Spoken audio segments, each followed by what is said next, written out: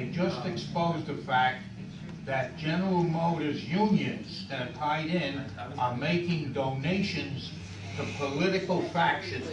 It was stopped as of yesterday.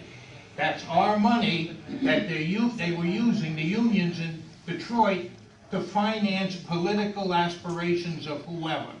And the final thing I'll say on this, with respect to bankruptcy, whether it's for a large bank or for an auto company, I think that the bankruptcy process maybe needs to be reformed a great deal. Absolutely. I was concerned at the time of the General Motors and Chrysler bailouts or takeovers that I was very concerned about the way the bankruptcy process was entered into, which I think has had a chilling effect on investment in America.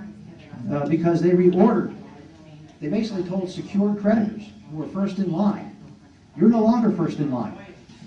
Now the problem for that, because the government said so, now there are people out there saying, my goodness, we're making investments, and maybe we're not as secure as we thought we were.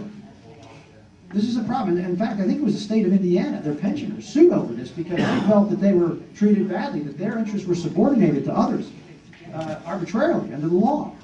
So the whole GM issue, I think, has had, there are going to be profound implications and consequences because of the way that was done.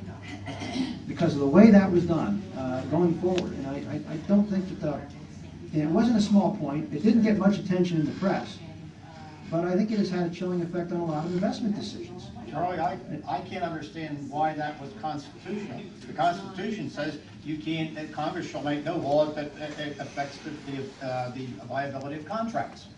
Well, and I believe Indiana was quite successful in their lawsuit over this on behalf of their retirees and pensioners. There was a big deal. Governor Mitch Daniels initiated that thing. He took it was a kind of, at the time, it was treated as sort of an obscure issue, but there was a big point to be made about when these situations arise, that we have a bankruptcy process, a Chapter 11 process that was supposed to be dealt with. And if it's not adequate to deal with a large institution, whether it's a bank or an auto company, then we have to adjust the law to make sure that we can handle these types of situations. Rather than what was done in the Barney Frank law, create a new resolution process that's going to simply perpetuate these kinds of bailouts and make them permanent. I mean, it's just not the way to go, and not dealing with some of the underlying problems of the GSEs that helped get us into this mess to begin with. So that said, hey, I want to thank you all for coming out. We're already over time by about 45 minutes. Thank